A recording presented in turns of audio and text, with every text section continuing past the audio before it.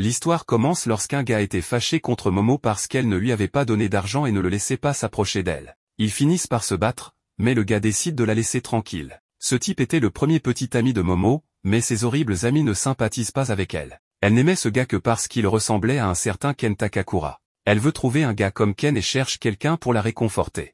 Elle trouve un autre étudiant qui se fait harceler, mais les harceleurs sont choqués lorsqu'elle prend le parti du gamin. Elle décide que le nerf ne vaut pas son temps, mais les harceleurs ont arrêté de le déranger, alors elle s'en va. Le nerf en conclut qu'elle doit être amoureuse de lui, car elle ne lui aurait pas parlé sinon, et il lui montre frénétiquement ce qu'il lisait. Le président est allé sur Mars, mais la fille n'est pas intéressée. Le nerf continue quand même et explique que l'armée américaine a officiellement reconnu l'existence de phénomènes aériens non identifiés. Leur gouvernement a également créé plusieurs forces de défense, donc le nerf croit que les guerres spatiales sont sur le point de commencer. Momo en a assez d'être gentille car elle ne veut pas entendre parler de ses théories du complot, alors elle lui dit que c'est pour ça qu'il n'a pas d'amis. Elle se sent mal après avoir blessé ses sentiments et s'excuse d'avoir été trop loin. Elle explique qu'elle ne croit pas aux extraterrestres, mais elle baisse sa garde et révèle qu'elle croit aux fantômes. Le nerf se met à rire et à se moquer d'elle, car seuls les idiots croient aux fantômes, ce qui mène à une dispute. Momo explique que sa grand-mère est une médium et qu'elle l'a vu faire des exorcismes. Le nerf souligne que ce n'était probablement que des convulsions et que ce n'est pas une preuve que les fantômes existent. Momo réplique en se demandant si le nerf a déjà vu des extraterrestres. Les amis de Momo la voient se disputer et elles en concluent qu'elle a abandonné l'idée de trouver son petit ami idéal comme Ken Takakura. À la place, elle semble avoir choisi un otaku. Les deux règlent leur dispute en décidant de faire une compétition, celui qui prouvera ce qui existe réellement gagnera, et le perdant devra être l'esclave du gagnant. Cette nuit-là, Momo est terrifiée lorsque le nerf l'envoie dans un hôpital abandonné. Il lui explique que c'est un hotspot pour les ovnis et que si elle appelle un ovni sur le toit, elle sera enlevée. Momo n'a aucune idée de ce que c'est, alors il lui explique que c'est quand les extraterrestres vous kidnappent et font des expériences sur votre corps. Momo se demande s'il a déjà été enlevé, mais il ne sait pas, car ceux qui sont enlevés finissent par avoir leurs souvenirs effacés. Les deux se disputent à nouveau parce que le nerf ne veut pas admettre qu'il n'a jamais vu d'ovni, mais on voit que quelque chose suit Momo. Quant au nerf, il arrive sur le lieu spirituel où Momo l'a envoyé. Cet endroit est terrifiant, mais il est déterminé à prouver que les fantômes n'existent pas.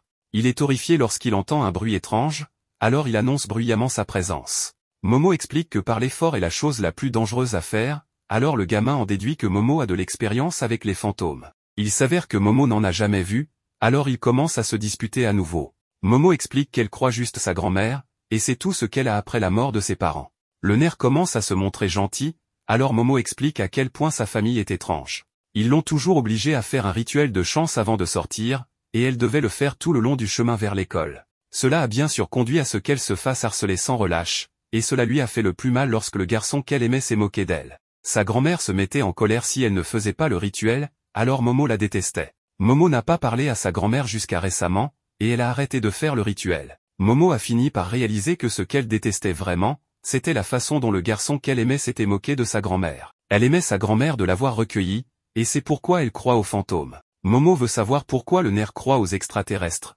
mais il ne dit rien. Juste à ce moment-là, il voit des empreintes étranges, et un fantôme terrifiant dit des choses perverses au nerf. Ce dernier prend ses jambes à son cou, et Momo explique ce qu'elle a entendu sur Internet. Selon certains forums, quelqu'un qui rencontre la vieille dame ne doit en aucun cas la laisser le dépasser. S'ils perdent une course contre la grand-mère Turbo, ils seront maudits. La grand-mère rattrape le nerf, alors il hurle de terreur et Momo décide d'aller l'aider. Malheureusement, elle a ses propres problèmes, car elle est attaquée par un trio. Momo se retrouve dans une situation assez étrange, et le trio se présente comme des serpos car ils viennent de la planète Serpo. Momo est horrifié de réaliser qu'ils sont de vrais extraterrestres, mais il lui assure qu'ils sont amicaux. Momo fait remarquer que des extraterrestres gentils ne prendraient pas les vêtements des gens.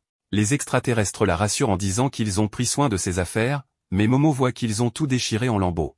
Momo exige qu'ils la laissent partir, mais les extraterrestres l'ignorent et expliquent leur histoire. Leur espèce n'a que des mâles, alors ils se reproduisent par clonage. Cependant, ils ont des problèmes avec cette technologie, et ils veulent retrouver une fonction reproductive semblable à celle des humains. Ils prévoient d'utiliser Momo pour cela, mais elle refuse, car elle n'a même pas laissé son ex-petit ami s'approcher d'elle. Momo se réserve pour quelqu'un du type Ken Takakura, alors elle exige qu'il la laisse partir. Les aliens effrayants utilisent la télékinésie pour la convaincre, mais ils sont choqués de constater qu'elle résiste. À ce moment-là, le téléphone de Momo sonne et une jambe sort directement de l'écran pour lui donner un coup de pied en plein visage. La grand-mère Turbo qui poursuivait le nerf sort de l'écran du téléphone et démolit complètement l'un des extraterrestres. Momo est horrifié de voir que ce monstre est en fait le nerf, qui explique qu'il a été maudit par la grand-mère Turbo. Les extraterrestres sont impressionnés par le fait qu'il ait voyagé à travers l'écran, car même n'ont pas cette technologie. Mais le nerf demande de l'aide, car il ne peut pas se contrôler. Les aliens effrayants se préparent à lui prendre ses organes, mais le nerf se déplace beaucoup trop vite et ils n'arrivent pas à le toucher avec leur télékinésie. L'extraterrestre de type Naruto utilise une sorte de jutsu pour envoyer l'enfant voler, puis lui dit de donner ses organes. À la surprise générale, le nerf accepte et explique qu'il attend de voir des extraterrestres depuis longtemps. Il n'a jamais eu d'amis, alors il pensait que les extraterrestres l'accepteraient au moins comme ami. Il a appelé le ciel pour voir un ovni depuis l'école primaire, mais ils ne sont jamais venus. Les harceleurs se sont moqués de lui et les extraterrestres l'ont ignoré, donc personne n'a jamais reconnu son existence. Cependant, Momo l'a défendu malgré tout cela. À cause de cela, le nerf avertit les extraterrestres de ne pas toucher un seul cheveu de Momo, car il ne laissera personne lui faire du mal. Il est prêt à tout sacrifier pour elle, même s'ils viennent à peine de se rencontrer, et il est même prêt à devenir un monstre pour la sauver. Momo l'encourage tandis qu'il se transforme complètement, mais l'extraterrestre le frappe, et Momo est choqué de voir à quelle vitesse il abandonne. L'extraterrestre effrayant recommence à utiliser la télékinésie sur Momo, mais elle se débat contre ça et elle a un souvenir. Sa grand-mère voulait qu'elle libère son chi en faisant le rituel, mais Momo ne voulait pas le faire parce que tout le monde se moquait d'elle. Sa grand-mère a insisté et a guidé Momo à travers le rituel. Elle devait resserrer son abdomen et imaginer qu'elle projetait de l'énergie par le sommet de sa tête. Momo a fait exactement ce que sa grand-mère lui a dit, mais elle avait un sérieux syndrome de stress post-traumatique à cause des moqueries. Elle en avait assez de cette vieille folle, alors Momo a décidé de ne plus jamais faire le rituel et a dit à sa grand-mère qu'elle la détestait parce qu'elle était une fausse médium. Momo s'excuse maintenant pour ce qu'elle a dit et elle effectue le rituel. Elle imagine de l'énergie jaillir du sommet de sa tête, et cela la libère étonnamment des contraintes des extraterrestres. Le nerf n'en croit pas ses yeux, car il devient clair que Momo peut utiliser des pouvoirs psychiques. Momo n'en revient pas non plus, et l'extraterrestre ne comprend pas pourquoi sa télékinésie est repoussée. Il se demande s'il l'a poussée à ouvrir ses chakras, mais Momo répond simplement que c'est parce que sa grand-mère était une vraie médium. Momo remercie sa grand-mère, car elle a maintenant le pouvoir de se défendre. Avec ses nouveaux pouvoirs, Momo détruit complètement le dernier extraterrestre et l'envoie voler directement sur la Lune. La fausse Lune explose et révèle qu'il s'agissait en réalité de l'OVNI. Momo cherche le nerf pour qu'il puisse s'échapper, mais la forme monstrueuse de celui-ci l'attaque à la place. Elle lui dit de se ressaisir pour qu'il puisse reprendre le contrôle. Momo utilise un peu de son pouvoir pour séparer le nerf de la grand-mère, et cette dernière exige de savoir qui est Momo. Momo est horrifiée de voir que le nerf est toujours maudit même si la grand-mère a quitté son corps. La vieille dame explique qu'elle a encore possession de ses parties masculines, et tant qu'elle garde ce contrôle, le nerf restera maudit. La grand-mère doit retourner au tunnel et dit aux deux jeunes de la rencontrer là-bas s'ils veulent lever la malédiction sur le nerf. La grand-mère n'est pas une menace pour l'instant, mais l'OVNI est sur le point de s'écraser. Finalement, l'OVNI s'écrase sur un bâtiment et tombe au sol. Le nerf conclut qu'il doit maintenant croire aux fantômes, étant donné qu'il vient d'être maudit par l'un d'eux, et Momo n'a pas d'autre choix que de croire aux extraterrestres après avoir été enlevés. Ils sont toujours dans une situation difficile, car le nerf perdra le contrôle de lui-même si Momo ne maintient pas la malédiction avec ses pouvoirs psychiques. La seule façon pour le nerf de lever sa malédiction est de battre la grand-mère à plate couture. Le nerf n'a pas d'autre choix que d'aller la combattre, alors il laisse ses vêtements à Momo pour qu'elle ait quelque chose à porter sur le chemin du retour. Momo lui rappelle qu'il perdra le contrôle sans elle, mais le nerf ne veut plus l'impliquer. Le nerf dit qu'il s'en sortira seul d'une manière ou d'une autre et qu'il utilisera simplement sa volonté pour atteindre le tunnel. Momo aimerait qu'il demande son aide, car il n'aurait clairement pas survécu sans elle plus tôt. Le nerf se demande s'il est vraiment acceptable pour quelqu'un comme lui de demander de l'aide, et Momo lui assure que c'est bien le cas. Elle lui dit de remettre ses vêtements, mais le nerf lui demande de le faire elle-même, car il ne pourra pas lui parler autrement. À ce moment-là, le cœur de Momo commence à battre la chamade. Elle ne comprend pas pourquoi, mais elle se rend compte que le nerf vient de réciter l'une des répliques de Ken Takakura. Momo parvient à se calmer, puis elle demande enfin le nom du nerf. Le nerf se présente comme étant Ken Takakura, et Momo est submergée de choc. Une fois de retour, elle refuse d'accepter la réalité, mais il lui dit que peu importe, il reste Ken. Cela pousse Momo à se jeter par terre pour faire une crise, tandis que Ken est rapidement pris par la malédiction, n'ayant aucun contrôle sur elle. Voyant qu'il a perdu le contrôle, ce qu'elle fait par réflexe est de le projeter violemment contre un mur, ce dont il la remercie malgré la douleur subie. On peut supposer qu'il est masochiste. C'est à ce moment que Momo lui propose de fixer une règle, elle lui interdit d'utiliser son nom, car elle aime l'occultisme. Désormais, son surnom sera Okarunia. Elle le met en garde de ne pas l'embêter. Pourtant, à un moment donné, Ken lui lâche un paix en plein visage, justifiant son geste en disant qu'elle le mettait sous pression. Plus tard, elle remarque qu'il fait déjà jour, ce qui signifie que la turbo-grand-mère ne sortira probablement pas maintenant, car les fantômes ne sortent pas la nuit. Pour cette raison, elle lui propose de se rendre chez elle, et une fois arrivée à l'entrée, Elle le prévient de faire attention, car sa grand-mère est stricte avec les garçons, ayant même presque tué son dernier petit ami. Ken se plaint qu'elle dise une chose pareille à la dernière minute, mais alors qu'il s'apprête à franchir l'entrée, il prend soudainement feu et se tord de douleur. Momo ne comprend pas pourquoi cela s'est produit, mais essayant d'agir rapidement, elle utilise son pouvoir pour le jeter dans la rivière de l'autre côté de la route. Après cela, elle remarque un seau sur l'un des piliers de l'entrée. Elle s'excuse et lui explique qu'une barrière énergétique a été installée. Une fois qu'elle a enlevé le seau, elle lui assure qu'il peut désormais passer. Toutefois, si cela échoue, il suffira de le jeter à nouveau dans la rivière. Avec quelques difficultés, Ken franchit l'entrée sans souffrir, et profitant du fait qu'ils sont déjà à l'intérieur, elle commence à se moquer de sa nouvelle coiffure, ressemblant maintenant à une vieille dame. En entrant dans la maison, Momo voit que sa grand-mère n'est pas là, et en se dirigeant vers sa chambre, elle dit à Ken qu'elle est sur le point de se changer, et qu'il doit fermer la porte. Quelques secondes plus tard, il est à nouveau pris par la malédiction, ce qui le pousse à ouvrir brusquement la porte, ce qui l'embarrasse tellement qu'elle le jette contre le mur pour le maintenir à distance de toute vue indécente. Après s'être changé, elle lui propose également des vêtements, puis s'approche pour lui demander de lui montrer son truc, car la turbo-grand-mère a dit qu'il était maudit parce qu'il lui avait volé son arrosoir. En entendant cela, Ken s'écarte immédiatement pour regarder son entrejambe, et après avoir vérifié la vérité, il s'exclame qu'il a vraiment disparu. « Mon pote n'a plus de sgeg », dit-il. Momo ne manque pas de se moquer de lui et demande à voir, mais Ken précise que ce n'est pas une question de savoir s'il est là ou non, c'est quelque chose qu'il ne laissera pas faire. Finalement, les deux discutent un peu pour savoir de qui est la faute. Mais une fois qu'il se calme, il lui explique qu'il ne voulait pas rater cette opportunité, ayant toujours voulu avoir un ami.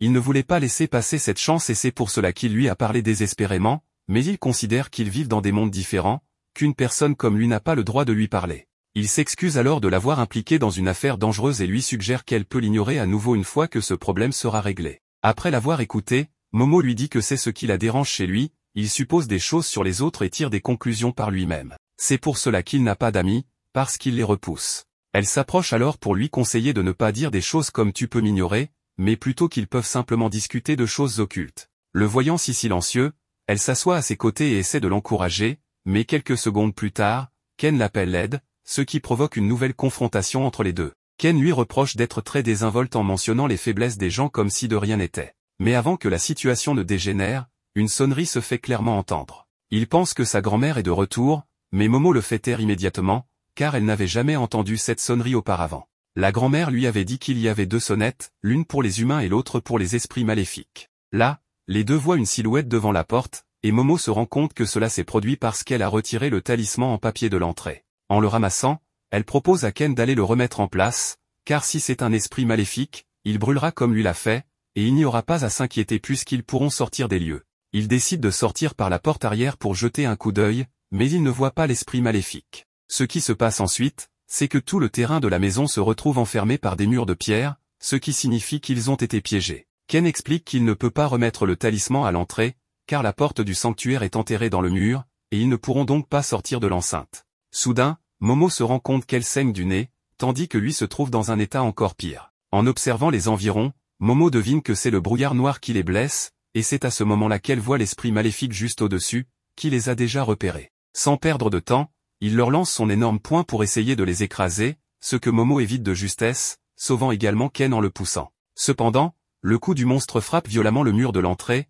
et en voyant cela, les deux commencent immédiatement à fuir, effrayés. Cela ne les aide pas beaucoup, car la taille de ce monstre rend difficile l'esquive de ses coups, qui produisent des pressions d'air capables de les pousser avec force. C'est alors que l'esprit maléfique leur ordonne de lui donner la banane, puis il effectue un puissant coup de pied, l'onde de choc se dirigeant vers eux en ligne droite. Après avoir pris un peu de distance, Ken précise à Momo que c'est un extraterrestre, et après avoir vu ces éléments, il est certain qu'il s'agit du monstre de Flatwood. Cela amène Momo à s'interroger sur la sonnette, car cela signifierait que l'extraterrestre a été détecté par un piège à fantômes. Ken lui raconte qu'une étude conclut qu'une personne qui voit des phénomènes psychiques a souvent tendance à voir aussi des ovnis. En d'autres termes, il pourrait y avoir un lien entre les fantômes et les extraterrestres, ce qui pourrait signifier que ce monstre est lié aux extraterrestres d'hier. Momo sait que s'ils ne font pas rapidement quelque chose, ce brouillard va les tuer, mais elle ne peut pas utiliser ses pouvoirs correctement tout en contrôlant la malédiction. Alors qu'il fuit tant bien que mal les attaques explosives de l'extraterrestre, la malédiction de Ken commence à devenir incontrôlable à cause de l'épuisement.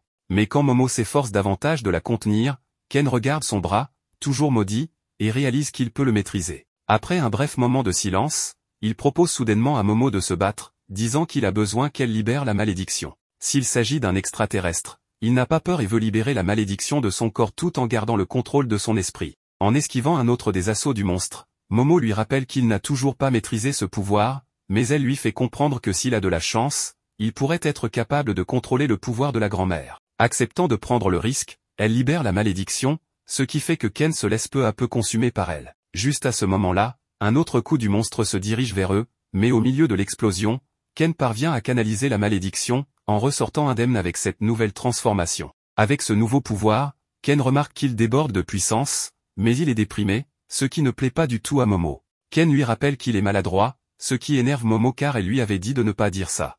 En le voyant continuer à parler sur un ton déprimé, elle lui donne quelques bons coups pour le faire taire. Ensuite, il s'approche du monstre d'une manière désinvolte, mais le monstre finit par l'écraser violemment. Pourtant, les doigts d'une de ses mains sont coupés, tout cela grâce au nouveau pouvoir que Ken expérimente. Momo est étonné de la rapidité avec laquelle cela s'est passé, n'étant même pas capable de le percevoir, et cela lui fait croire qu'il pourrait peut-être gagner. Soudain, Ken commence à cracher beaucoup de sang, et, affaibli, le monstre parvient à lui porter un coup. Momo le sort rapidement de là avec son pouvoir, et après être redevenu normal, Ken s'excuse en disant que son corps ne peut pas suivre le rythme du pouvoir de la malédiction. Il a l'impression que son corps est sur le point d'exploser, car ce n'est pas une vitesse normale pour un humain. Il se demande alors comment ils vont pouvoir le vaincre. Momo lui crie qu'elle ne sait pas, et que si elle savait comment faire, il ne serait pas en train de se battre en ce moment. Elle prête alors plus d'attention au monstre, se rendant à peine compte qu'il est en train de faire du sumo, ce qui signifie que s'ils arrivent à faire toucher le sol à l'une de ses mains, ils pourraient gagner. Ken la traite de génie pour cette idée, ce qu'elle reconnaît sans hésiter. Ensuite, il lui rappelle qu'il va bientôt atteindre sa limite, tandis que Momo lui demande de viser les pieds en attaquant, pendant qu'elle le renversera avec son pouvoir psychique. Rapidement, les deux commencent à courir droit vers l'extraterrestre, qui exige à nouveau qu'il lui donne leur banane. Après avoir esquivé le prochain assaut du monstre, Ken s'élance à une vitesse vertigineuse, détruisant la jambe du monstre en un instant, ce qui le mène rapidement à sa limite. Momo contrôle alors la malédiction avec sa main droite tout en utilisant sa main gauche pour faire tomber l'extraterrestre, causant ainsi le contact de l'une de ses mains avec le sol. Lorsque cela se produit, sa main fond immédiatement, mais l'extraterrestre parvient à se remettre debout et, d'un geste rapide, attrape Momo par surprise pour la projeter contre le mur de l'entrée. À cause de ce moment d'inattention, la malédiction commence à submerger Ken, mais il revient à la normale avant d'aller plus loin, car malgré l'impact, Momo utilise à nouveau son pouvoir pour le contrôler, déclarant qu'elle va donner une raclée à ce monstre tricheur. Juste après cela, l'extraterrestre frappe à nouveau Momo avec une force terrifiante, déclenchant une pluie de coups de poing. Ken supplie Momo de le libérer de la malédiction, car s'il continue ainsi, il va mourir, il est prêt à être consommé et à perdre le contrôle, car il ne veut pas qu'elle continue à subir cela. Momo reste consciente malgré tous les coups reçus, et la prochaine chose qu'elle fait est de dire qu'à cette profondeur, cela signifie qu'ils sont en dehors de la porte du sanctuaire. Habileté, elle manipule Ken pour le ramener vers elle tout en esquivant les attaques du monstre. Dès qu'elle attrape Ken, elle utilise son pouvoir pour prendre le talisman et le remettre en place, ce qui provoque une barrière d'énergie dans tout le sanctuaire, faisant s'embraser l'extraterrestre. Après quelques secondes, tout redevient normal, ce qui la soulage, mais à peine elle se détend, que la malédiction s'empare de Ken, ce qui la pousse à utiliser son pouvoir sur lui à nouveau. Elle remarque alors qu'il a changé de coiffure, trouvant qu'il a l'air plutôt bien, même si elle préférait celle qui le faisait ressembler à une vieille dame. Ken se plaint de ses moqueries, et Momo mentionne qu'elle se sent un peu étourdie avant de s'effondrer inconsciente au sol. En quelques secondes, Ken s'approche pour essayer de la réveiller, mais aussitôt, la malédiction commence à la consumer à une vitesse alarmante. Comme rien ne l'arrête, le processus de la malédiction s'accélère peu à peu, lui donnant l'apparence redoutable de la turbo-grand-mère, tandis qu'elle a Momo juste devant elle, complètement sans défense. D'un autre côté, la grand-mère de Momo participe à une émission de télévision, où elle lit l'avenir dans une boule de cristal pour une célébrité, Lee Dol-young, à qui elle révèle qu'il ment sur son âge, qu'il est marié et a un enfant non reconnu. Une célébrité ordinaire, pourtant cette idole nie tout. À la fin du programme, les producteurs s'excusent pour les propos tenus par la voyante, tandis qu'elle quitte les lieux. Elle rentre en taxi, où le chauffeur la reconnaît comme la voyante sacrée Dodoria. Ayant vu son apparition à la télévision il y a quelques jours, le conducteur lui demande un autographe, mais à ce moment-là, Dodoria lui ordonne de s'arrêter et tente de descendre du véhicule, lui ordonnant de partir s'il ne veut pas avoir de problème. Le pauvre chauffeur n'obtient même pas son paiement. Juste quand il semble que la turbo-grand-mère va s'en prendre à Momo, elle est frappée par une planche cloutée envoyée par la grand-mère de Momo, Seko, qui arrive pour secourir sa petite fille. L'esprit de Mamie Turbo essaie d'attaquer Seko par derrière, mais il est aussitôt incendié. En effet, la grand-mère de Momo dessine un cercle au sol, emprisonnant la malédiction, car sa batte de baseball a un crayon géant à son extrémité, avec lequel elle dessine la barrière. Seiko explique que si elle enfonce un clou à l'intérieur du cercle, cela devient une barrière, tandis que si elle le fait à l'extérieur, le seul endroit sûr est le cercle. Elle utilise également des clous, ce qui lui rappelle sa petite étoile. Seiko et la turbo-grand-mère se font face, et cette dernière lui promet de l'achever. Cependant, la Ricard commence à lui donner des coups, prévoyant d'exorciser l'esprit et maintenant l'enferme dans un cercle plus grand. La mamie Turbo l'avertit que cela signifie également la fin de la vie de Ken, mais cela importe peu à Seiko, qui se fiche de ce détail, puisqu'elle a toujours éliminé les hommes qui s'approchent trop de sa petite fille. Elle efface donc la barrière, éliminant ainsi l'esprit. Momo se réveille effrayée dans sa chambre, ne sachant pas ce qui s'est passé et cherchant Ken. Elle ne trouve que sa grand-mère, qui est en train de regarder la télévision. La jeune fille lui demande ce qu'elle a fait du protagoniste, mais sa grand-mère l'interrompt pour lui demander si elle a visité un lieu hanté. Momo raconte que c'est son amie qui en est responsable, et maintenant elle veut l'aider. Seiko lui répond qu'elle a tué un esprit maléfique. Momo la réprimande pour cela, mais sa grand-mère lui dit de ne pas s'inquiéter, car de toute façon, Momo ne croit pas aux fantômes. Momo, en colère, lui ordonne de lui dire ce qui s'est passé avec Ken, mais voyant que Seiko insiste sur ce sujet, elle ravale son orgueil, s'agenouille et s'excuse pour ce qu'elle a dit. Seiko lui suggère alors d'aller vérifier le temple. Momo sort en courant, se sentant coupable et pensant que Ken, un garçon ordinaire, ne mérite pas cela, car il voulait seulement une amie. Désespérée, elle ouvre la porte du temple et trouve Ken en train de manger des boules de riz. En voyant son amie, elle se sent soulagée. Momo ferme immédiatement la porte, puis réprimande le protagoniste pour être encore en vie. Elle s'assoit dehors, soulagée de voir qu'il va bien. Seiko interrompt ce moment émotionnel pour prévenir sa petite fille que Ken ne sera pas possédé par la turbo-grand-mère tant qu'il reste dans le temple. En voyant à quel point Momo est désespérée, elle lui demande si elle aime Ken. Bien sûr, Momo nie, expliquant qu'elle ne fait que l'aider parce que la turbo-grand-mère lui a volé son titan. Elle ajoute qu'après avoir été presque enlevée par des extraterrestres, elle a maintenant des pouvoirs psychiques. La grand-mère ne croit pas à l'existence des extraterrestres, mais elle admet qu'elle croit au pouvoir. Seiko reconnaît la mamie Turbo comme un esprit ancien, un yokai qui sème la terreur dans tout le Japon. Des rumeurs circulent disant qu'elle se cache sous un pont voisin, et en allant vérifier, Seiko perçoit une aura totalement différente. Il s'avère que la mamie Turbo est devenue plus puissante en se fusionnant avec un esprit lié, et Seiko ordonne alors à Momo de s'éloigner d'elle. Cependant, la jeune fille déclare clairement qu'elle a l'intention de l'aider, ce qui pousse Seiko à insister sur le fait qu'elle est amoureuse du protagoniste. La grand-mère accepte finalement la décision de Momo, et ils doivent maintenant élaborer un plan pour combattre mamie Turbo. Pour la vaincre, ils doivent d'abord la tirer hors de son territoire, ce qui l'affaiblira. Cela implique une course contre la mamie Turbo, mais Momo pense qu'il suffit de coller un talisman, comme ils l'ont fait avec le gros esprit auparavant. Sa grand-mère lui répond que c'est impossible dans cette situation, d'autant plus qu'elle ne pourra pas aider au combat, ses pouvoirs s'affaiblissant également lorsqu'elle quitte son village natal. Ainsi, Takakura doit s'entraîner à courir pour pouvoir la battre dans une course, tout en portant Momo pour éviter qu'elle perde le contrôle. Les deux jeunes trouvent cela fou, car Takakura n'est pas si rapide et les pouvoirs de Momo se sont affaiblis. La situation semble désespérée, mais Seiko se propose de les entraîner tous les deux, car c'est la seule façon de les aider. Elle annonce à Momo que son entraînement commencera le lendemain, tandis que celui de Takakura débutera dans 5 minutes. Après cela, Takakura dit à Momo que sa grand-mère est vraiment séduisante. Takakura s'excuse auprès de Momo de devoir être sauvée une seconde fois, et il lui promet de tout faire pour la sauver la prochaine fois, car il ne veut pas la décevoir. Momo essaie de le calmer en lui disant qu'il s'est bien débrouillé pendant le combat, et elle va chercher un futon pour qu'il puisse dormir. Mais alors, le garçon la retient, nerveux, et lui demande de lui apporter quelque chose à boire car il a soif. Le lendemain, Takakura meurt d'envie d'aller aux toilettes, mais Momo le retient, craignant que s'il s'éloigne un instant, il perde à nouveau le contrôle. Seiko propose que Momo l'accompagne, mais les deux refusent cette idée. Après que Momo ait expliqué à sa grand-mère comment ses pouvoirs fonctionnent et comment elle sent qu'ils s'affaiblissent, Seiko lui demande de tenter de les contrôler les yeux fermés et d'utiliser ses autres sens. Mais comme cela ne fonctionne pas, il ne reste plus d'autre option que de laisser Takakura aller aux toilettes, où la mamie Turbo apparaît, immobilisant Seiko et Takakura. Elle les avertit qu'ils doivent venir l'affronter sous le pont le soir même, sinon elle mettra fin à la vie de leur grand-mère. Une fois libérés de leur transe, ils saignent tous les deux, et Momo leur explique ce qui s'est passé. La nuit tombée, notre duo se prépare à partir. Ils enfilent des tenues de protection contre les esprits et se mettent en route.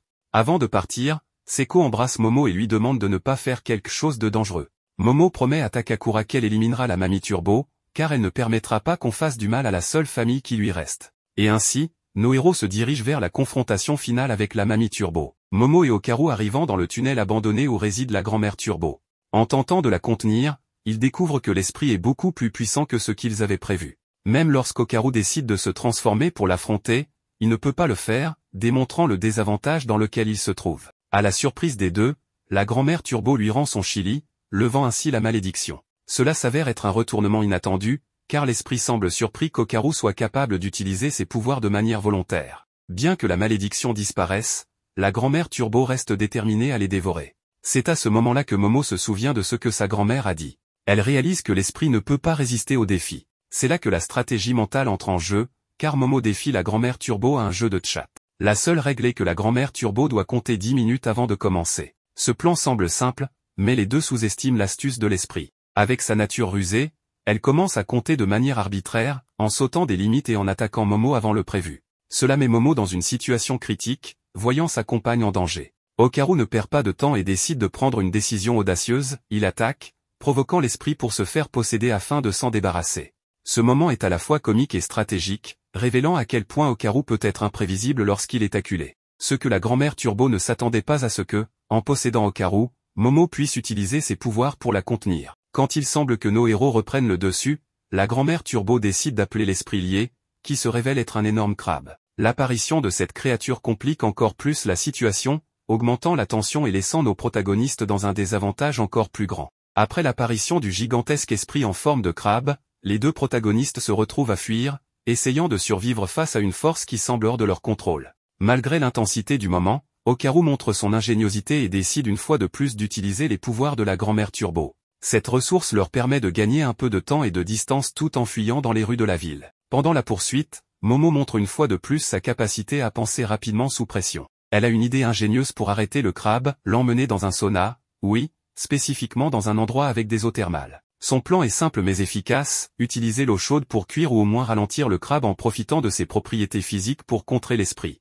Le plan de Momo fonctionne à merveille. En arrivant au sauna, ils réussissent à faire entrer le crabe en contact avec l'eau chaude, ce qui affaiblit temporairement cet esprit. Cela leur donne l'occasion de continuer leur fuite. Cependant, la tranquillité qu'ils gagnent est de courte durée. Alors qu'ils pensent avoir réussi à respirer, la grand-mère Turbo les surprend à nouveau, montrant sa nature persistante et vengeante, et décide d'invoquer des renforts. Un groupe d'esprits qui se reposait à proximité se joignent à la poursuite. Intensifiant encore plus la situation, ce mouvement laisse clairement entendre que ni Momo ni Okaru n'échapperont facilement aux griffes de la grand-mère Turbo et, bien sûr, à ses alliés surnaturels. Vers le climax de l'épisode et de cette intense poursuite, nos héros trouvent encore une fois des moyens de s'échapper des griffes de la grand-mère Turbo, qui semblait déjà savourer la victoire. Momo et Okaru parviennent à monter dans un train qui roule à 120 km/h, ce qui, en théorie, devrait les mettre hors de portée de la grand-mère Turbo, dont la vitesse maximale est de 100 km/h. Cependant, le train n'atteint pas sa vitesse maximale, ce qui permet à la grand-mère Turbo, avec sa ténacité caractéristique, de se rapprocher dangereusement d'eux. Au moment où il semble qu'il ne pourrait pas échapper à son emprise, la situation prend un tournant inattendu. La grand-mère Turbo a atteint sa limite, ayant dépassé la distance maximale qu'elle peut parcourir sans perdre sa connexion avec le tunnel, l'endroit où réside son pouvoir. C'est à ce moment-là que Seiko entre en action. Avec son aide, les jeunes parviennent enfin à vaincre la grand-mère Turbo, s'assurant qu'elle ne devienne plus une menace pour eux. C'est ici que la narration approfondit, nous offrant un contexte sur la grand-mère Turbo que nous ne connaissions pas. Seiko révèle que cet esprit n'a pas toujours été une entité maléfique. À l'origine, la grand-mère Turbo était une jeune femme qui a subi un destin cruel et tragique. Ce tunnel a été le théâtre d'actes atroces commis contre des jeunes, et la grand-mère Turbo est la manifestation de l'énergie accumulée par ces événements. La révélation selon laquelle la grand-mère Turbo essayait de consoler les personnes s'approchant du tunnel, malgré le fait d'être un esprit maudit, ajoute une couche de complexité émotionnelle. Seiko explique que, bien que les intentions des morts puissent sembler nobles, le contact avec les vivants ne doit pas se produire, car cela entraîne seulement plus de douleur et de chaos. C'est l'une des règles non écrites de la coexistence entre les mondes des vivants et des morts. Une fois chez eux, les deux tourtereaux commencent à se battre comme d'habitude, et le pire, c'est que le dîner consiste en un crabe. Pendant ce temps, Seiko demande à Okaru de lui montrer son sgeg, car elle veut vérifier s'il l'a vraiment. Cela fait clairement que Okaru se demande s'il parle à une idiote, mais en voyant qu'elle devient sur la défensive, il n'hésite pas à s'éloigner avec peur. Il lui demande alors de faire quelque chose, mais elle reste occupée à manger le crabe comme une petite écureuil. Une fois qu'il est temps pour lui de partir, elle le remercie pour tout, et les deux se disent au revoir, mais tous deux restent pensifs, comme s'il manquait quelque chose. Momo prend l'initiative de le faire s'arrêter pour lui dire qu'elle espère le revoir demain, un geste si gentil qui le rend heureux, car c'est ce dont il avait besoin. Le lendemain, Ken reprend les cours, car tout revient à la normale, mais il se montre assez nerveux, ayant un problème en tête, il veut bien réussir son salut matinal avec Momo. Il a même beaucoup pratiqué la veille au soir. Lorsqu'il arrive à l'entrée, il se rend compte qu'elle est là, mais il ne pense pas qu'elle l'attend uniquement parce qu'ils sont devenus amis. C'est pourquoi il décide de passer son chemin. Momo le regarde attentivement, et malgré cela, elle s'approche pour le bousculer et le saluer, ce qui lui fait comprendre qu'elle l'attendait vraiment. Une fois entrée dans l'école, elle commence à lui raconter avec enthousiasme et en détail toute son expérience avec les extraterrestres. Ken se contente de l'écouter sans trop parler, montrant un peu de timidité. Lorsqu'il essaie finalement de dire quelque chose, elle doit partir pour sa classe, mais pas avant de lui dire qu'elle espère le revoir plus tard. À ce moment-là, un élève le bouscule fortement, le traitant avec désinvolture comme d'habitude. Ken ignore cela et va s'asseoir sans s'en préoccuper, acceptant de tout pardonner, peu importe à quel point c'est déraisonnable, car il a maintenant une amie incroyable. D'un autre côté, les amis de Momo remarquent qu'elle est ailleurs et en concluent qu'elle est préoccupée par des choses liées à son ex. Elles ignorent que Momo souhaite en réalité parler d'extraterrestres et commence à s'impatienter. La même chose arrive à Ken, qui aimerait beaucoup parler avec elle des fantômes. Il était nerveux ce matin et n'a pas pu répondre malgré toutes les questions qu'elle lui a posées. Justement, Momo pense la même chose, elle est impatiente de lui parler des extraterrestres qui l'ont attaqué, curieuse de savoir ce qu'ils mangent ou s'ils portent des sous-vêtements. À la fin du cours, ils sortent tous les deux dans le couloir pour se retrouver, mais à cause de la foule, ils passent l'un à côté de l'autre sans se voir. Momo arrive dans sa classe et demande des nouvelles d'Okaru, mais ceux à qui elle s'adresse ne comprennent pas de qui elle parle, car elle évite de dire son vrai nom pour des raisons évidentes. De son côté, Ken essaie de demander où elle est, mais sa timidité fait qu'on ne l'entend même pas. Après cela, ils se rendent tous les deux à différents endroits de l'école, et par hasard, ils passent très près l'un de l'autre, mais ils ont le malheur de ne jamais se croiser. Après un moment, ils sortent tous les deux dehors et s'assoient pour réfléchir. Ken pense qu'elle a sûrement remarqué ce matin qu'il est ennuyeux, et c'est pourquoi elle s'est probablement lassée de lui. De son côté, Momo se désespère de ne pas l'avoir trouvé et, en y repensant, elle se dit qu'il semblait découragé ce matin.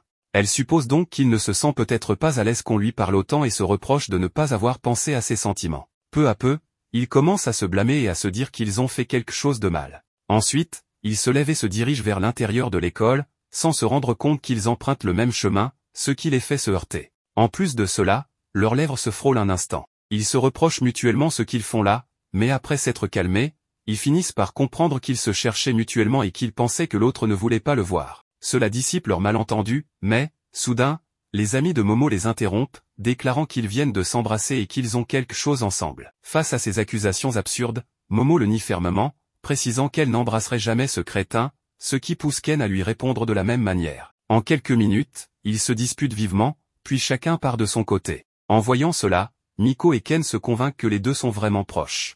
Ken se rend aux toilettes et réfléchit à ce qui s'est passé, acceptant qu'il s'est laissé emporter et que le mieux serait de s'excuser. Mais en voulant uriner, il remarque quelque chose qui le choque. De leur côté, les amis de Momo commencent à l'interroger sur son prétendu nouveau petit ami, ce qui la rend extrêmement embarrassée et incapable de leur faire comprendre la réalité. Quelques secondes plus tard, Ken arrive soudainement pour lui dire qu'il y a une urgence et qu'ils doivent parler en privé. Mais comme elle est encore en colère, elle lui demande de partir, rappelant ce qu'elle lui a dit plus tôt, qu'elle ne voulait pas lui parler. Elle redit également à ses amis qu'il n'est pas son petit ami. Ken essaie de la persuader de venir avec lui, mais comme elle reste ferme dans sa colère, il finit par lui demander si elle a vraiment honte d'être son amie. Après cela, il s'éloigne, et les filles disent à Momo qu'elle a été très dure avec lui, bien qu'elle reste sensible sur le sujet. Peu après, Ken heurte accidentellement un étudiant qui s'excuse poliment. Quelques minutes plus tard, Momo arrive dans ce couloir et se rend compte qu'ils discutent, la fille restant très proche de lui. Quand elle dit au revoir à Ken et s'éloigne, Momo est ravie de l'entendre parler mal de lui, allant jusqu'à dire que ce nerf avait l'air bête de tomber complètement sous son charme. Elle prend plaisir à faire tomber les idiots amoureux d'elle. Ces paroles énervent assez Momo pour qu'elle utilise ses pouvoirs pour faire tomber un lavabo sur la tête de la fille, la rendant inconscient. Ensuite, Ken arrive pour voir la fille mais Momo s'accroche à son bras, et en passant à côté de l'autre fille, lui montre clairement ce qu'il a à ses côtés tout en la menaçant. Lorsqu'ils marchent ensemble, Momo en profite pour lui dire qu'elle est désolée, reconnaissant qu'elle a mal agi. Ses amis pensaient qu'ils s'étaient embrassés dans la cour, ce qui l'a paniqué. Elle admet finalement ne pas avoir honte d'être son amie. Ken, légèrement nerveux, lui dit que ça ne le dérange pas du tout et qu'il est heureux de leur réconciliation. Cela crée une atmosphère agréable entre eux, mais Ken interrompt ce moment pour lui parler du problème mentionné auparavant. Il la demande s'ils ont bien vaincu la mamie Turbo, ce qui est confirmé, et la malédiction est donc levée, mais Ken ne croit pas car il lui manque ses boules. Lorsqu'il rentre, il raconte l'histoire à Seko. Momo ne peut s'empêcher de rire de la situation, et Ken explique que son bâton magique est revenu, sans réaliser que ses boules de dragon n'étaient pas là. Seko lui demande pourquoi il appelle cela un bâton magique, car en réalité c'est un crayon. De retour au sujet, Seko décide d'agir en inspectant le cas.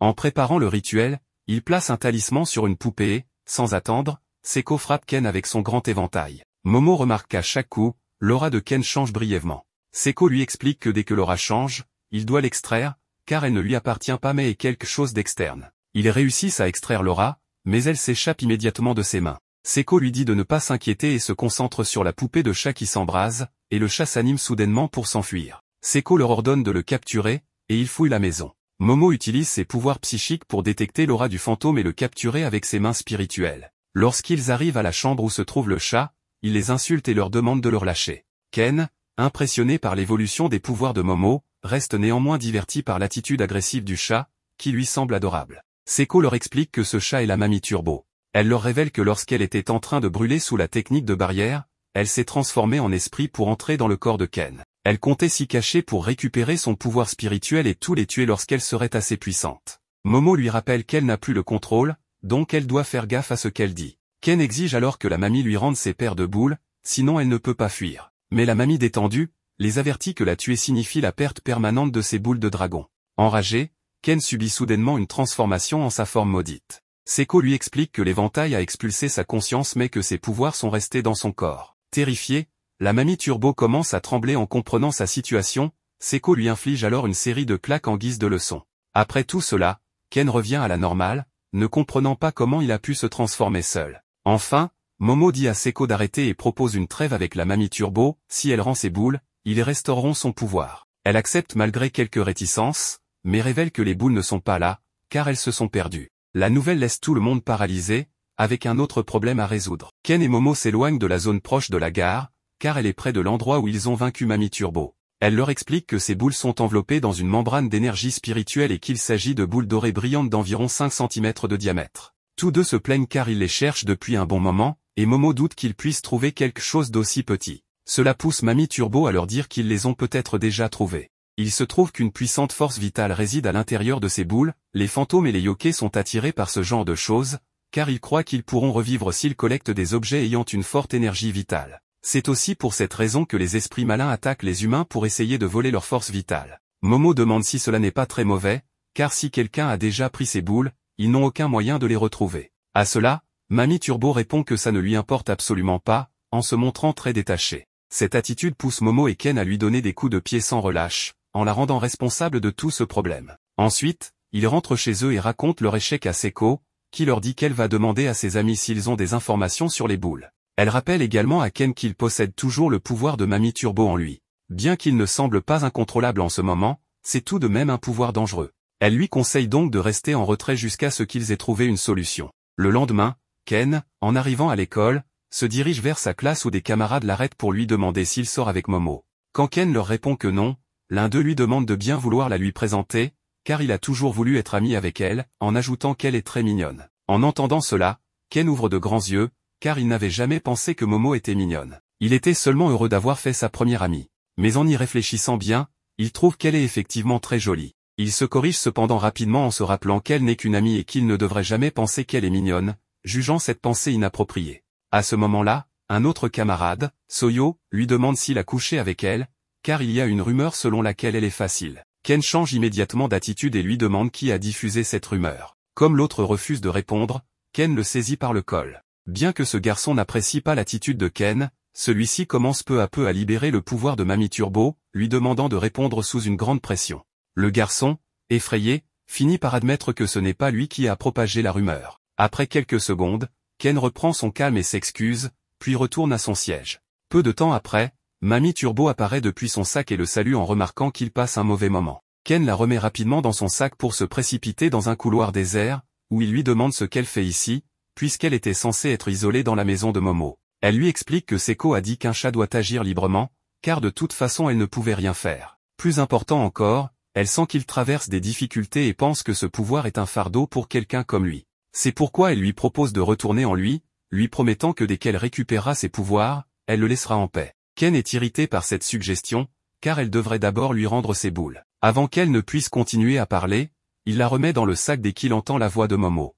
Avant qu'il puisse lui expliquer ce qui se passe, son sac tombe soudainement car il est fasciné par son visage, se rappelant clairement ce qui la distrait, elle est très mignonne. Cela le pousse à s'éloigner, incapable de lui parler correctement. Momo lui demande pourquoi il prend ses distances, mais comme il ne répond pas, elle commence à le poursuivre sans relâche. D'un autre côté, Mamie Turbo sort du sac pour explorer et vole avec plus de liberté. Un peu plus tard, les amis de Momo voient qu'elle est contrariée et lui disent que Ken s'est battu avec d'autres garçons qui ont mal parlé d'elle. Apparemment, quelqu'un répand une mauvaise rumeur sur elle. Cela rend Momo un peu embarrassée, mais elle ne comprend toujours pas pourquoi Ken l'évite. À partir de là, on voit l'étudiante Era Shiratori passer dans le couloir de l'école. Elle pense que Momo est une belle fille et que, rien qu'en marchant dans le couloir, elle attire tous les regards. Non seulement elle est jolie, mais elle sourit et salue tous ceux autour d'elle. Cependant, même une fille parfaite comme elle est furieuse pour quelque chose, en l'occurrence Momo et ce qu'elle lui a fait avant. Alors, elle a répandu la rumeur que Momo est facile, mais elle est en colère car cela ne s'est pas suffisamment propagé.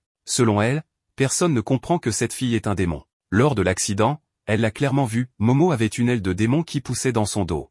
Cela l'a convaincue qu'elle est sans aucun doute un démon. Mais le fait d'avoir soudainement acquis la capacité de voir ce genre de choses signifie qu'elle est l'élu. Elle en avait déjà un peu conscience, et elle pense que c'est à cause de sa grande beauté. Pour le prouver, elle montre une boule dorée qui lui est tombée du ciel. En la trouvant, elle a supposé qu'elle devait aussi sauver le monde de ce vil démon, ce qu'elle prévoit de faire. On voit brièvement comment elle a trouvé cette boule dorée, elle était près du train au moment où ils ont vaincu Mamie Turbo et, juste après l'avoir ramassée par terre, elle a commencé à voir petit à petit des choses que les autres ne peuvent pas percevoir. De retour dans le présent, ses amis viennent lui dire qu'elles ont obtenu les objets qu'elle a demandés, une Bible et une croix, bien qu'elle se plaigne de l'odeur de gaz. Ses amis doutent que ce qu'elles sont sur le point de faire soit bien, mais elles lui montrent leur soutien en tant qu'amie. À ce moment-là, Era s'alarme en voyant quelque chose dehors, une femme en robe rouge. Cependant, ses amis lui disent qu'elle ne voit rien. Era pense alors qu'il s'agit d'un membre de la famille de Momo et se cache, mais elle retrouve rapidement son air doux et innocent quand des garçons s'approchent pour la saluer. À ce moment-là, on voit que la Mamie Turbo les observait, bien qu'elles finissent par se retirer. Era parle en code à ses amis pour qu'elles exécutent leur plan après l'école, et elles lui font un signe de pouce en retour. De retour avec les garçons, ils sont maintenant assis sur le toit, mangeant ensemble. Momo demande à Ken de le regarder, mais Ken continue d'éviter le contact visuel, prétendant qu'il surveille pour s'assurer que la Mamie Turbo ne tente pas de s'échapper. En entendant cela, Momo se concentre sur elle et lui demande ce qu'elle fait ici. En voyant qu'elle l'ignore, il lui rappelle qu'il l'a battue, ce qui la met en colère. Une fois calmée, la Mamie Turbo explique qu'elle a cherché les boules avec beaucoup d'efforts et qu'elle a trouvé une femme suspecte. Ken soutient cette hypothèse, disant qu'il pourrait s'agir d'un humain qui les a ramassés au lieu d'un yokai. La Mamie Turbo ajoute que si un humain les ramasse, il pourrait éveiller des pouvoirs spirituels et commencer à voir des fantômes. Un humain capable de voir des fantômes signifie aussi que les fantômes peuvent voir cet humain, ce qui les expose à des attaques. Bien qu'elle ignore le nom de cette fille suspecte, elle accepte de les mener à elle après l'école. Après un moment, Era remarque que la gardienne de Momo se rapproche de plus en plus, ce qui commence à l'inquiéter. À la fin des cours, elle s'approche immédiatement de Momo pour lui demander de lui parler en privé. Momo accepte poliment, et Era l'emmène dans une usine abandonnée. Dès qu'elle en a l'occasion, elle fait signe à ses amis, qui surprennent Momo et parviennent à lui immobiliser les poignets avec un ruban de sécurité. Ensuite, Era s'approche de lui pour essayer de l'exorciser avec une croix. Momo, furieux, utilise ses mains spirituelles pour envoyer ses amis voler, les laissant inconscientes sous l'impact. Cette démonstration de pouvoir pousse Era à redoubler d'efforts pour faire face à Momo, allant même jusqu'à sortir sa boule dorée pour obtenir plus de puissance. Momo confirme alors qu'elle est bien celle qui la possédait. Quelques minutes plus tard, Ken arrive, et Momo lui signale qu'Era est la fille suspecte qu'il cherchait, mais Ken crie que ce n'est pas le cas, car en réalité, elle est victime de la femme suspecte. Juste après, le fantôme qu'Era avait vu approche et la saisit dans ses mains, ravie de pouvoir enfin la voir. Elle lui dit qu'elle est sa mère, attirant son attention. Cela permet à Ken de se transformer pour attaquer, mais le fantôme esquive facilement ses coups. Grâce à sa meilleure agilité, elle l'attrape avec une main et tente de le dévorer.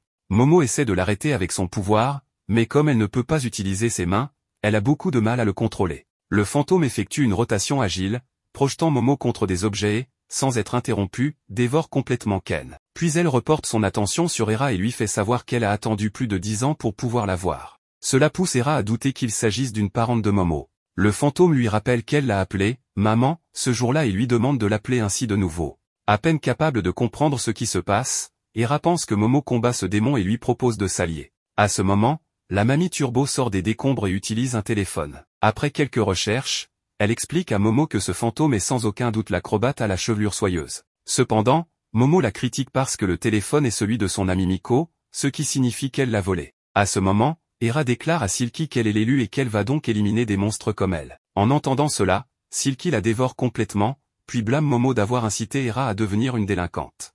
Ensuite, elle libère ses cheveux en tous sens, créant une situation critique. Momo demande de l'aide à la mamie Turbo, mais celle-ci ne parvient pas à la libérer. Silky parvient à attraper Momo et commence à la traîner dans tous les sens, lui infligeant de lourds dégâts. Elle lui dit qu'elle peut l'appeler « maman » si elle souhaite être pardonnée, mais, bien qu'elle soit étranglée, Momo parvient à l'insulter, ce qui pousse Silky à la dévorer. Avec tout le monde hors de combat, la mamie Turbo s'approche pour lui montrer son mépris et lui faire savoir que, selon ce qu'elle a entendu, un mannequin Echo a le pouvoir d'attirer quelque chose de bon. Elle remarque que Silky a avalé ses propres cheveux en même temps que Momo.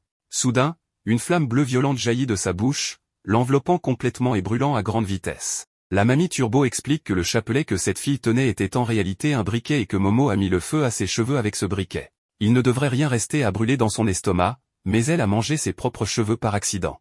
Cela force Silky à recracher les 3 personnes qu'elle a dévorées. Ken et Momo s'en sortent indemnes, bien qu'Hera soit inconsciente.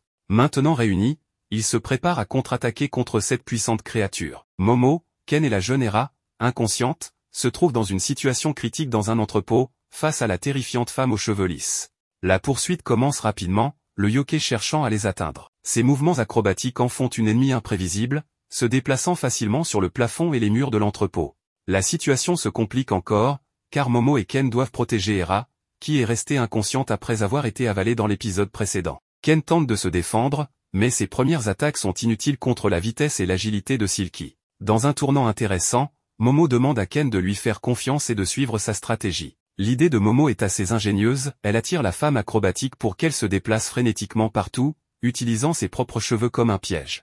Tandis que Silky effectue des acrobaties, ses cheveux commencent à s'emmêler dans les étagères, les poutres et les objets de l'entrepôt, se transformant en pièges pour elle-même. Aveuglée par son désir d'attraper les protagonistes, Silky ne se rend pas compte qu'à chaque saut, elle s'en mêle davantage. Lorsqu'elle le réalise enfin, il est trop tard, elle est immobilisée, piégée par ses propres cheveux. Avec le yokai immobilisé, Momo incite Ken à profiter de ce moment pour utiliser toute sa puissance. Cela représente un défi pour Ken, car jusqu'à présent, il a toujours utilisé les pouvoirs de la turbo-grand-mère de façon inconsciente. Cependant, Momo croit qu'il peut y arriver. Ken se concentre, sent l'énergie circuler en lui et, avec détermination, canalise toute l'énergie de la turbo-grand-mère en un coup puissant. C'est un moment épique où l'on voit Ken faire un bond chargé d'énergie, se lançant directement vers Silky acrobatique avec un coup brutal. L'impact est dévastateur, Silky est complètement vaincu et hors de combat. Quand tout se calme, la grand-mère Turbo, Momo et Ken se rapprochent d'Hera pour retrouver une des boules dorées de Ken. La récupération de cette boule est une petite victoire qui redonne un peu d'espoir à nos héros. Cependant, ce moment de victoire est assombri par une scène inquiétante, Hera reste immobile au sol. Momo et Ken se regardent, inquiets, se demandant si elle a survécu à la rencontre avec le yokai, car elle semble être dans le ciel des capybaras. Alors, Hera est-elle morte? En fait, Hera est effectivement morte à cet instant, car selon la grand-mère Turbo, tout humain avalé par un yokai perd la vie. Momo et Ken ont seulement été sauvés grâce à leur pouvoir surnaturel. Cependant, nos jeunes héros ne renoncent pas et essaient de tous les moyens de lui rendre la vie. Dans un retournement inattendu, le yokai propose de donner son aura à Hera, ce qui pourrait la sauver. Apparemment, les auras sont comme des batteries pour les êtres vivants, ainsi, un simple échange d'aura pourrait sauver la jeune fille. Bien sûr, nos héros se méfient des intentions de la femme acrobatique. Cependant, dans cette situation critique, c'est leur dernier espoir. Momo accepte l'échange d'aura. Mais ce qu'elle découvre est une vérité accablante, il s'avère que le yokai n'était pas mauvais. Tout ce qu'elle voulait, c'était revoir sa fille. Silky acrobatique n'est pas un yokai ordinaire, non, son histoire est teintée de tragédie et d'un passé profondément marqué par la douleur et la perte. Dans sa vie humaine, elle était une femme ordinaire qui se battait pour survivre et pour offrir une bonne vie à sa fille, qui était devenue sa seule raison de vivre. Les difficultés financières l'ont obligée à accepter des emplois épuisants, dont un particulièrement dégradant. Cependant, le désir de voir sa fille heureuse et de lui fournir un foyer sûr, la motivait à endurer toutes sortes de souffrances. La vie de Silky a pris un tournant tragique lorsqu'elle a été harcelée par ses créanciers, qui ont décidé de lui donner une leçon en lui enlevant sa fille. Désespérée, elle a tenté de les poursuivre, mais a échoué à la récupérer. Le cœur brisé et sans espoir, elle est montée sur la terrasse de son immeuble et, dans un dernier acte de désespoir et de douleur, a exécuté une danse acrobatique sous la pluie avant de se jeter dans le vide. Ce moment a marqué sa transition vers le monde des yokais, laissant derrière elle sa vie humaine, mais emportant avec elle le profond désir de retrouver une fille à aimer. En tant que yokai, Acrobatic Silky devient une figure tourmentée par le besoin de combler le vide laissé par sa fille. En voyant Hera, son instinct maternel se réactive et elle projette en elle l'image de la fille qu'elle a perdue, avec une obsession de la contrôler et de la posséder. Cependant, dans une manifestation de son amour déformé, la femme acrobatique va jusqu'à sacrifier sa vie et son essence spirituelle pour sauver la jeune fille. Dans un moment chargé de symbolisme, Acrobatic Silky transfère son aura vitale à Hera. Cet acte de sacrifice est aussi puissant que tragique, car un yokai sans aura ne peut rester ni dans le monde des vivants ni dans celui des morts, il est condamné à disparaître dans le néant, devenant un être de rien. L'expression de Silky change pendant qu'elle réalise cette transmission, ses traits, auparavant distordus et remplis de fureur, s'adoucissent, montrant pour la première fois une expression de paix et d'amour maternel. C'est comme si elle avait enfin réussi à accomplir son but de protéger sa fille, même d'une manière symbolique. Au réveil, Hera voit la silhouette d'Acrobatic Silky disparaître devant elle. Hera, les larmes aux yeux, appelle le yokai mère dans un geste venant du plus profond de son être, comme si, en cet instant, elle partageait une connexion émotionnelle inexplicable. Ce moment de reconnaissance d'Hera, qui appelle Silky mère, est le dernier souhait de Silky exaucé, être acceptée et reconnue pour ce qu'elle était autrefois, une mère qui aimait profondément. Son dernier souhait accompli, l'esprit d'Acrobatic Silky commence à se désintégrer en particules de lumière, s'évanouissant lentement tandis qu'elle regarde Hera avec un regard plein d'amour. Pendant qu'il mange, Momo en profite pour s'excuser auprès d'Hera d'avoir renversé une bassine sur sa tête un autre jour. Malgré ce geste de gentillesse, Hera précise qu'elle n'a pas l'intention de devenir amie avec elle. Elle lui ordonne ensuite de se dépêcher et de s'excuser d'avoir parlé dans le dos de Ken. Cependant, Hera change de sujet et accuse Momo d'être un démon. Face à cette accusation absurde, Momo nie et affirme qu'il s'agit d'un simple malentendu. Malgré tout, Hera insiste, expliquant que tout est étrange chez Momo, y compris Seko, sa grand-mère, qui paraît bien trop jeune et belle pour ce rôle. En plaisantant, Seko déclare que Momo est effectivement un démon, ce qui pousse Hera à interpréter cela au premier degré.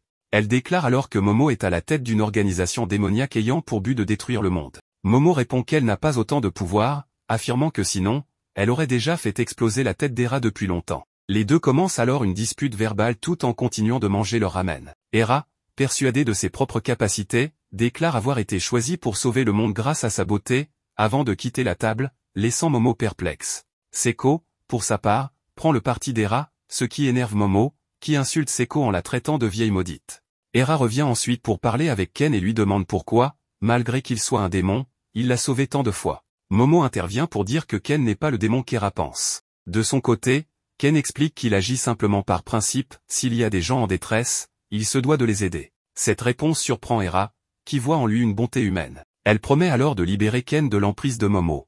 En quittant les lieux, Hera ressent un sentiment nouveau envers Ken, qu'elle trouve étrange, puisqu'elle le considère encore comme un démon. Plus tard, Seko et les autres commencent à plaisanter en aidant Ken avec une balle, pour enfin la placer correctement. Tout le monde célèbre cette petite victoire. De retour à l'école, Momo est troublée car ils n'ont toujours aucune piste sur l'autre balle. Elle propose à son ami de se retrouver dans un cybercafé après les cours pour discuter. Cependant, Ken annonce qu'il devra s'absenter, ayant un engagement. Durant le déjeuner, Momo discute avec ses amis et partage ses soupçons sur le comportement étrange de Ken. L'une de ses amies suggère qu'il pourrait voir une autre fille, ce que Momo réfute immédiatement, déclarant que Ken est le dernier à pouvoir inspirer ce genre de soupçons. Mais elle se souvient du regard qu'Hera a lancé à Ken lorsqu'ils se sont séparés, ce qui ravive ses doutes. Momo décide finalement de vérifier la salle de Ken pour éclaircir la situation, mais elle change d'avis, préférant ne pas le déranger dans son travail. Sur le chemin du retour, elle tombe par hasard sur Ken, qui se tient au-dessus d'Hera comme s'il va l'embrasser, ce qui laisse Momo sans voix. Pour mieux comprendre cette partie, on revient un peu en arrière, alors que Ken est en plein exercice physique pour se renforcer en vue de futurs affrontements. Hera le rejoint alors et, avec un air sérieux, aborde de nouveau le sujet de ses supposés pouvoirs démoniaques. Mais même si Hera reste convaincue qu'il est un démon, elle décide malgré tout d'être honnête sur ce qu'elle ressent pour lui. À ce moment-là, Hera s'approche de Ken pour l'embrasser, mais il la repousse, gêné par cette approche inattendue. Hera explique alors que, selon un des livres de son père, lorsqu'une personne déclare son amour, elle s'embrasse habituellement. De plus, elle affirme qu'il est de la responsabilité d'un homme d'accepter la déclaration d'une femme. Devant une telle logique absurde, Ken reste ferme et lui demande d'arrêter de lire de telles choses. Il lui fait remarquer qu'une fille aussi populaire qu'elle n'a pas besoin de se rabaisser à ce genre de comportement. Cependant, Hera rétorque que la popularité n'a rien à voir avec le romantisme. Pendant leur débat, leurs jambes s'en mêlent, et Ken tombe accidentellement sur elle. C'est à ce moment que Momo arrive et les voit dans cette position, remarquant même qu'Hera fait une moue comme pour encourager Ken à l'embrasser. Ken tente de s'expliquer, mais Momo, en colère, le laisse parler dans le vide, pensant qu'il s'amusait avec Hera au lieu de travailler sur son supposé rapport. Ken essaie de la suivre pour dissiper le malentendu, mais Momo l'envoie balader avant de se rendre en cours de biologie, où ils étudient les homards boxeurs et la puissance de leurs coups. Ses amis, observant son comportement, remarquent qu'elle est déprimée. Pendant ce temps, Momo, parlant à un homard, plaisante sur le fait qu'elle aimerait parfois frapper quelque chose. Ses amis, en la voyant interagir avec l'animal, supposent qu'elle est possédée par l'esprit d'un homard, n'y voyant pas d'autre explication. De son côté, Ken réfléchit à son comportement envers Momo et réalise que s'excuser ne suffira pas. Il pense que tout cela est de sa faute, car il n'a pas pris le temps de l'informer qu'il s'entraînait pour devenir plus fort et l'impressionner. Il décide de continuer son entraînement intensif sans chercher de prétexte. Soudain, il remarque que les personnes autour de lui ont disparu et que le sol est recouvert d'eau. Puis, il entend un cri perçant. En se dirigeant vers la source du bruit, il trouve Hera, qui semble aussi confuse que lui. Elle accuse Momo d'avoir utilisé ses pouvoirs démoniaques pour causer cette situation. En entendant cela, Ken réalise que Momo a également disparu. Il parcourt l'école en l'appelant, tout en ressentant une sensation familière liée à un incident passé. Pendant ce temps, Momo, perdue et inquiète pour Ken, se rappelle leur dispute plus tôt et reste troublée. Elle sent alors une présence approcher et voit un animal qui ressemble davantage à un serpent. Le monstre, alerté par elle, tire un rayon laser vert, détruisant presque tout autour. Ken entend l'explosion causée par l'animal et suppose qu'il s'agit d'un affrontement. Hera, méfiante, demande si Momo et Ken ne lui cachent pas quelque chose. Irrité, Ken lui répond qu'il n'en sait rien, bien qu'il reconnaisse que cela ressemble à un événement passé, où le ciel s'était obscurci soudainement, laissant lui et Momo encerclés. Hera demande comment ils avaient résolu cette situation, et Ken explique qu'ils avaient dû affronter un alien responsable de ces perturbations. En entendant cela, Hera reste incrédule, ignorant jusqu'ici l'existence des extraterrestres. Ken lui confirme leur existence et ajoute qu'ils sont bien plus puissants que les créatures locales. Hera, curieuse, s'interroge sur les motivations des aliens à les attaquer. Ken admet ne pas connaître leurs raisons, mais se rappelle que les extraterrestres qu'il avait affrontés collectaient des organes reproducteurs humains.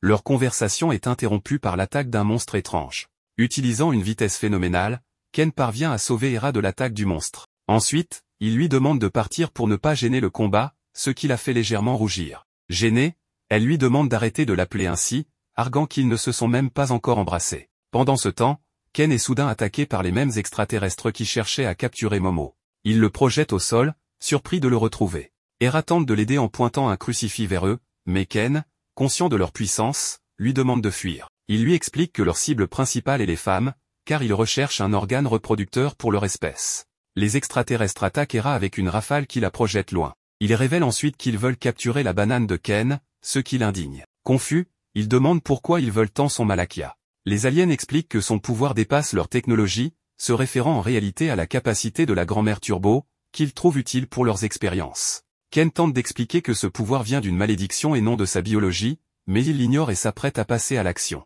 C'est alors qu'Hera, se transformant en Bellarina, se jette dans la bataille. Elle clame être l'élu, prête à affronter les monstres avec une danse de combat impressionnante. Le chaos promet un nouvel arc excitant, rempli d'action et de surprises. Une fois que Eri dégage la zone, elle se tourne vers Ken pour lui demander comment il va. Pour ce faire, elle retire son visage acrobatique, retrouvant ainsi sa voix originale. Cependant, elle se couvre rapidement le visage en réalisant qu'il est nu. Eri mentionne alors que se montrer ainsi, comme au jour de sa naissance, signifie qu'ils sont déjà engagés l'un envers l'autre. Même son côté acrobatique s'exclame qu'il a gagné le gros lot. L'un des serpents restants remarque qu'Eri possède également des pouvoirs, ce qui explique comment elle a pu entrer dans leur espace vide. Profitant de l'occasion, le serpent veut aussi voler la banane de Eri. Pendant ce temps, Ken se dirige vers la salle pour chercher quelque chose à porter. L'ennemi boxeur, quant à lui, attaque Eri, mais elle esquive habilement chaque coup. Après quelques secondes, elle effectue un saut acrobatique au-dessus de lui pour aller directement vers le serpent, qui utilise alors son pouvoir psychique, appelé méthode de mesure serpent, pour la repousser violemment. Le boxeur met en garde le serpent contre l'utilisation de ce pouvoir, mais ce dernier rétorque qu'il est bon marché et remplaçable. Eri, perplexe, ne comprend pas ce qui l'a frappé, pensant qu'il s'agit d'un mur invisible. Sans lui laisser le temps de souffler, le boxeur enchaîne les coups tout en chantant des compliments étranges. Alors que Ken cherche désespérément des vêtements, un puissant coup du boxeur détruit la salle, en voyant Ken voler. Bien que Eri loue la puissance du coup, elle précise que cela ne sert à rien s'il ne touche pas sa cible. Quand le serpent relance son attaque psychique, Eri se protège ingénieusement en utilisant le corps du boxeur comme bouclier. Elle en profite pour lui dire qu'il semble l'aimer, mais s'excuse en affirmant qu'elle a déjà une personne qu'elle aime de tout son cœur. Cependant, elle lui propose de tenter sa chance pour la courtiser. Cette déclaration reflète sa personnalité changeante lorsqu'elle est transformée. Peu après, Elle lance une puissante attaque en direction du boxeur, le surprenant avec un coup brutal qui l'envoie s'encastrer au plafond.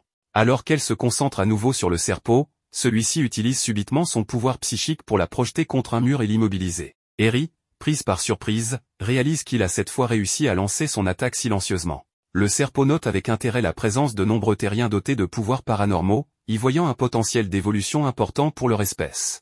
Les autres serpots rejoignent alors le combat, concluant qu'ils vont également extraire la banane d'Eri. Eri affirme être l'élu et qu'elle ne peut pas perdre contre eux. Cependant, le boxeur l'interrompt violemment avec un coup au ventre, la laissant au sol. Tandis qu'elle se remet, les serpots confirment qu'elle est effectivement l'élu, mais seulement pour leur propre évolution. Alors qu'ils s'apprêtent à lui extraire la banane, Ken les interrompt en attirant leur attention. Bien qu'il soit toujours nu, il avance comme un crabe pour ne pas trop se découvrir. Après avoir affirmé que certaines choses sont plus importantes que des vêtements, il se transforme. Cependant, les serpots utilisent leur psychokinésie combinée pour le plaquer au sol, lui et Eri. Les serpots se montrent confiants, sachant que leur attaque les neutralise tant qu'ils restent ensemble. Pourtant, ils ne peuvent même entrer dans leur zone d'effet, raison pour laquelle ils ont engagé le boxeur pour frapper leurs ennemis. Ce dernier attaque Ken, mais Ken finit par contrer et retourne la situation en sa faveur. Les serpots réalisent alors qu'il a été protégé par quelqu'un d'autre. C'est Momo qui arrive à la rescousse, utilisant ses pouvoirs psychiques pour protéger Ken et Eri. Momo, agacé, traite Ken de crétin et lui ordonne de cesser de flirter avec cette fille.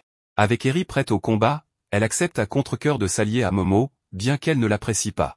Les deux décident de coopérer pour affronter leurs ennemis, mais Momo reste abasourdie lorsqu'elle entend Eri mentionner qu'elle ne laissera plus son Ken. Cette distraction permet aux serpots de reprendre l'avantage, écrasant à nouveau Ken et Eri avec leur pouvoir psychique. L'un des serpots, exaspéré par l'inaction du boxeur, décide de l'améliorer en lui injectant une substance dans la tête. Le boxeur se transforme alors en une version améliorée de lui-même, le crevette menthe. Il lance une série d'attaques rapides et puissantes sur Ken et Eri, mais Momo les avertit qu'ils mourront s'ils mentionnent encore ce nom sacré. Ken et Eri finissent par s'allier pour affronter le crevette menthe, combinant leurs forces pour le mettre à terre. Cependant, Momo ne peut s'empêcher de leur reprocher leur proximité, provoquant des excuses maladroites de Ken, toujours aussi gauche. Ce sont justement les paroles sacrées que Ken prononce, qui provoquent une nouvelle chute de Momo. Il se retrouve à nouveau écrasé par les serpots. Soudainement, l'eau change de couleur, devenant verte, avant de se transformer en une immense vague qui fait monter le niveau de l'eau presque jusqu'au plafond. Mais ce n'est pas tout ce qui est solide dans l'école se transforme en eau, forçant les élèves à flotter. Momo remarque que la situation empire encore, car un autre monstre vient d'arriver. Elle leur ordonne de fuir immédiatement. Eri la critique pour donner des ordres alors qu'elle est censée être la leader, tandis que Ken est ravi de voir cette créature, qui s'avère être Nessie. Mais, puisqu'ils sont à Kamigo, il faudrait l'appeler Kamissi. Ken admire le monstre avec enthousiasme. Les serpots critiquent Nessie pour ne pas avoir fait son travail, mais soudain, l'un d'eux est tranché en deux par le rayon de cette créature. Ken et Eri sont terrifiés et se précipitent pour nager avec Momo, mais Eri reste en arrière par surprise et se retrouve projetée dans l'eau du plafond, où elle reste piégée. Momo et Ken voient que c'est l'un des puissants coups du crevette-menthe. Ils commencent immédiatement à esquiver ses attaques, terrifiés par la puissance de ses coups dans l'eau. Ken suppose qu'il s'agit d'une crevette-menthe extraterrestre avec des capacités amplifiées. Celle-ci explique qu'elle peut attaquer avec plus de liberté dans l'eau, où ses coups sont 10 fois plus puissants qu'à la surface. Quelques instants plus tard, elle s'étouffe et nage vers la surface. Les élèves comprennent alors qu'elle respire par des poumons. Momo demande à Ken d'utiliser toute sa force, pensant que le pouvoir de la mamie turbo lui permettrait de nager rapidement. Mais il échoue spectaculairement et admet qu'il ne sait pas nager, pas plus que la mamie turbo. Le crevette-menthe replonge, forçant Momo et Ken à continuer d'esquiver ses coups. Alors qu'ils discutent de ce qu'il faut faire, Ken suggère qu'elle aille sauver Eri pendant qu'il distrait le monstre, mais Momo rejette cette idée. Une dispute éclate entre eux. Momo évoque un moment où ils étaient ensemble dans le jardin. Ken lui demande si cela compte vraiment pour elle ou non. Elle, gênée, lui demande simplement de ne pas la toucher, bien qu'elle ait été touchée par ses mots. Alors qu'ils sont frappés par un coup du monstre, ils se retrouvent collés l'un à l'autre sous l'eau. Ils remontent rapidement à la surface. Momo a une idée. Elle utilise son pouvoir psychique pour transformer Ken en une sorte de bateau en le propulsant en avant. Ils parviennent ainsi à échapper au crevette-menthe et à sauver Eri. Momo utilise son pouvoir pour retirer l'eau des poumons d'Eri, la réveillant. Le dernier serpot fusionne avec d'autres ennemis, formant une créature encore plus puissante. Les élèves se retrouvent à devoir affronter un monstre qui combine toutes les capacités de leurs ennemis. Grâce à une stratégie ingénieuse, Momo utilise son pouvoir pour détruire les bras du monstre, exploitant ses faiblesses en dehors de l'eau. Finalement, après une attaque coordonnée, le monstre est vaincu et les élèves retournent au monde réel. Là, ils découvrent que leur position embarrassante attire l'attention de tous leurs camarades. Sans perdre de temps, les 3 élèves se lèvent et fuient pour éviter le regard méprisant des autres élèves, surtout Eri qui est si populaire. En arrivant à l'infirmerie de l'école, Momo et ses amis sont interrogés pour savoir s'ils subissent du harcèlement. Cependant, ils répondent que non. Malgré cela, l'infirmière reste sceptique et repose la même question, précisant qu'elle a une tolérance zéro pour le harcèlement et qu'ils peuvent tout lui dire si quelque chose se passe. Au milieu de la conversation, ils sont interrompus par un autre employé de l'école qui entre sans frapper pour les appeler à régler un problème dans la salle des professeurs. En remarquant qu'il n'a pas frappé à la porte, l'infirmière s'énerve et lui rappelle qu'elle lui a déjà demandé de ne pas entrer sans permission. Cela dit, elle commence à le discipliner en le frappant avec un fouet. Au milieu de cette scène, elle revient aux élèves pour leur dire qu'elle sera occupée un moment. Hera devient alors désespérée face à cette situation embarrassante. Pendant ce temps, Momo s'agace du fait que les extraterrestres continuent de la suivre sans relâche. Ken explique que ces extraterrestres sont après lui, car ils veulent s'emparer des pouvoirs des Yokai à tout prix. Continuant la conversation, Momo demande à Hera depuis quand elle est capable d'utiliser les pouvoirs des Yokai. Hera répond que ce pouvoir s'est réveillé en elle au cours d'un combat, mais elle précise qu'elle a toujours été une grande guerrière, même avant de posséder ces pouvoirs. Ken estime qu'avec un pouvoir aussi puissant en elle, Hera deviendra une cible majeure pour les extraterrestres. Hera s'inquiète que Ken semble préoccupé par elle, mais il l'ignore et continue de parler avec Momo des extraterrestres. Il explique que tant qu'ils posséderont des pouvoirs liés aux Yokai, les extraterrestres les poursuivront. Momo remarque que s'ils veulent tant ces pouvoirs, ils devraient affronter directement les Yokai. Ken réalise qu'elle a raison et explique que si les extraterrestres n'ont pas encore envahi la Terre, malgré leur puissance, c'est parce qu'elle est habitée par des Yokai partout dans le monde. Selon lui, la Terre est protégée par les Yokai et les démons en général. Ken suppose que les extraterrestres attaquent les humains parce qu'ils sont plus faibles que les Yokai et espèrent évoluer grâce à eux avant de passer à leur prochain objectif, éliminer les Yokai. Cela dit, Ken commence à perdre son calme et insiste pour qu'il se dépêche de trouver une solution.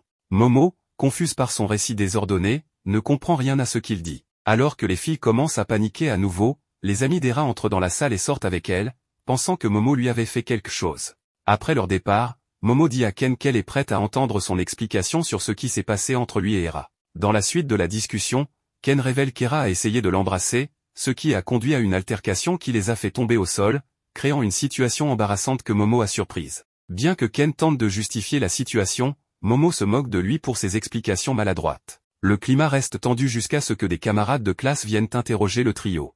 L'une d'elles suggère que Momo, Ken et Hera sont dans un triangle amoureux. En plus de cela, le fait qu'ils se sont retrouvés nus, prouve qu'il y a eu une altercation entre les filles pour savoir qui aura Ken. De retour à Hera, toutes ses camarades ont de la sympathie pour elle, ce qui l'arrange bien des manières. Hera décide de garder le silence pour préserver son image de bonne fille. Cependant, une autre élève s'interroge sur le rôle de Momo, qui semble souvent en conflit avec Hera. Finalement, les rumeurs sur Momo commencent à se répandre, la présentant comme une fille troublante et imprévisible. Il décide de faire quelque chose pour éviter que Momo ne s'en sorte sans aucune punition. En voyant cette injustice, Hera ne peut plus se retenir et choisit de dire la vérité sur cette rumeur. Elle avoue qu'elle est à l'origine des bruits selon lesquels Momo ferait n'importe quoi avec n'importe qui. Hera demande à tout le monde d'arrêter de parler mal de Momo. Cependant, après cette confession, elle regrette d'avoir révélé qu'elle inventait des rumeurs, ce qui détruit complètement sa popularité.